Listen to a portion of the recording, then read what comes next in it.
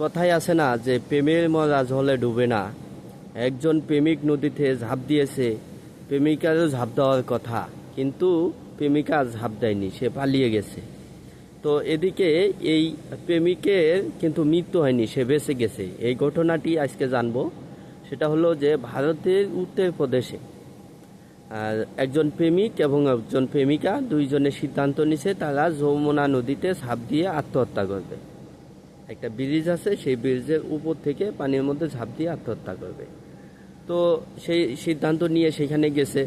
যাওয়ার পর দুইজনেই গেছে, যাওয়ার পর ছেলে এবং মেয়ে দুইজনে ব্রিজের উপর দাঁড়াইছে। দাঁড়ার পর 1 2 3 এই বলে ঝাঁপ দিছে, যে এই 3 কয়ে ছেলে ঝাঁপ দিয়ে গেছে, কিন্তু মেয়ে ঝাঁপ দেয়নি। সে ওইখানে দাঁড়ায় থেকে দেখতেছে কি ঘটনা ঘটে। তো এরপর মেয়ে চলে গেছে। যাওয়ার পর ফায়ার সার্ভিসে ফোন দিছে, হেঁটে হেঁটে চলে গেছে। ফায়ার সার্ভিসে ফোন দিছে, ফোন দেওয়ার পর ফায়ার সার্ভিস থেকে উদ্ধারকর্মী আসছে। আইসা সে অনেকক্ষণ খোঁজাখুঁজি ছেলেটাকে উদ্ধার করছে। উদ্ধার করে হাসপাতালে নিয়ে গেছে। ছেলেটি জীবিত আর কি, বেঁচে গেছে। এই হলো অবস্থা। এখন পরে ঘটনা তদন্ত করে পাওয়া গেছে যে এরকম দুইজনে সিদ্ধান্ত নিছে ঝাঁপ দেবে, কিন্তু মেয়ে ঝাঁপ দেয়নি, মেয়েটি এখানে প্রতারণা করছে। এই ঘটনা কোথায় ঘটেছে? এটা হলো ভারতের উত্তরপ্রদেশে। ছেলেটির নাম আনু গুপ্তা। এই আনু গুপ্তা, এই ছেলেটি এই কাজটি করেছে।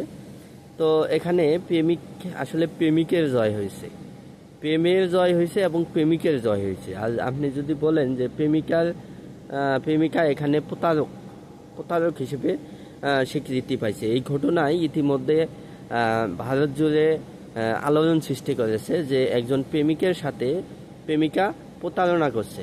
কিভাবে? একসাথে কথা থাকলেও মৃত্যুর মুখে ঝাঁপিয়ে পড়বে একসাথে, এরকম কথা থাকলেও কথা দিয়ে সে কথা রাখেনি সেই প্রেমিকা।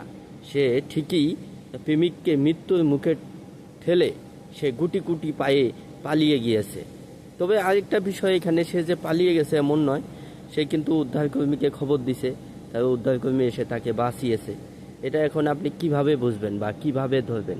মেয়েটির মনে কোনো পরীক্ষা ছিল কিনা, ছেলেকে পরীক্ষা করলো কিনা, এটাও একটা দেখার বিষয়। তাই যাই হোক, এখানে কিন্তু প্রেমিকের জয় হয়েছে। আর প্রেমিকার যে বিশ্বাসঘাতকতা সেটা কিন্তু প্রমাণ হয়েছে। তো অবশ্যই আপনাদের প্রতি বিশেষ অনুরোধ, বিনীত অনুরোধ, আপনারা এইসব কাজ কোনো সময় করবেন না। নিজের জীবনকে কোনো সময় বিপন্ন করে এমন কোনো কাজ করবেন না, এমন কোনো সিদ্ধান্ত নেবেন না যে নিজের জীবনকে বিপন্ন করে, এমন কোনো কাজ না করাই উত্তম। সবাই ভালো থাকবেন, সুস্থ থাকবেন। ধন্যবাদ সবাই।